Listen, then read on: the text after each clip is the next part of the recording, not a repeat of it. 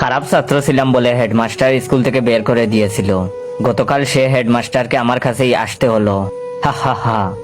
তিনি আমার দিকে তাকিয়ে লজ্জিত ছিলেন। হয়তো তার লজ্জিত মাখানো মুখে ক্ষমার ভঙ্গি ছিল।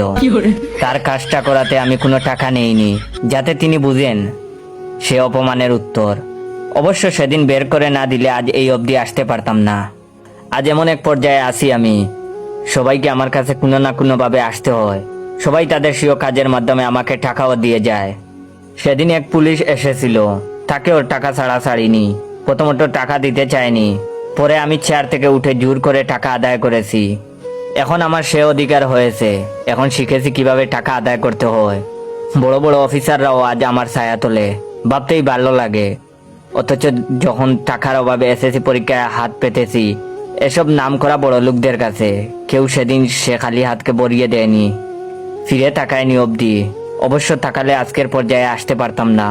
হা হা হা হা। প্রতিটা প্রতিষ্ঠিত শিক্ষিত মানুষের উচিত একজন করে শিক্ষিত মানুষ তৈরি করা, লালন করা। অথচ কেউ করে না। যদি করতো সেদিন টাকার অভাবে আমাকে কাঁদতে হতো না, রাস্তায় দাঁড়াতে হতো না। অবশ্য করলে আজকের পর্যায়ে আসতেও পারতাম না। তাই ধন্যবাদ তাদের। ভাবতেই ভালো লাগে, যে মেয়েটি আমাকে প্রত্যাখ্যান করেছিল টাকা ছিল না বলে, সে মেয়ের হাজবেন্ডও গতকাল এসেছিল। হা হা হা। অন্যরকম ভালো লেগেছিল আমার কাছে। লজ্জায় সে বাইরে ছিল, আমার অফিসেও ঢুকতে পারেনি। অবশ্য সেদিন টাকার জন্য আমাকে রিজেক্ট না করলে আজকের পজিশনে আসতে পারতাম না।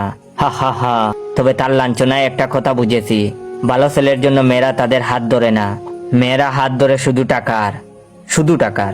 যেদিন থেকে বেকার হয়ে ঘুরেছি রাস্তায় রাস্তায় একটা কাজের আশায়, সেদিন সবার ধিক্কার পেয়েছি। অবশ্য ধিক্কার না পেলে আজ এই অবধি আসতেও পারতাম না। হা হা হা।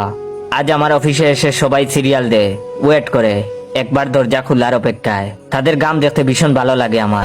অবশ্য সেদিন তারা আমার গাম না জোড়ালে আজ এই আসনে অধিষ্ঠিত হতাম না আমি। সমাজের এই সকল ঘৃণতম শ্রেণী থেকে টাকা আদায় করতে পারতাম না আমি। হা হা হা হা। জানেন, ছোটবেলায় বাবাকে হারিয়েছিলাম। কেউ কাছে এসে বলেনি বাবা মারা গিয়েছে তো কি হয়েছে, আমরাও যে তোমার বাবা, আমরাও যে তোমার অভিভাবক। অবশ্য বললে আজ এই অবধি আসতে পারতাম না। হা হা হা। আজ সমাজের সে সকলকে ধন্যবাদ যারা আমাকে এই চেয়ারে বসিয়েছেন। ওয়েট, আমি কি এমন সম্মানের চাকরি পেয়েছি তা জানার আগে অবশ্যই আমার এই ভিডিওটা আপনার 15 জন বন্ধুকে শেয়ার করবেন। এবং যারা যারা চান আমি রেগুলার ফানি গল্প দেই, তারা অবশ্যই আমার অরিজিনাল টিকটক অ্যাকাউন্ট বাইসা বনফায়ারকে ফলো দিয়ে রাখবেন। আর সমাজের সে সকলকে ধন্যবাদ যারা আমাকে এই চেয়ারে বসিয়েছেন। আশা করি আমার মতো আরো অনেকেই হবে পাবলিক টয়লেটের ক্যাশিয়ার। হা হা হা।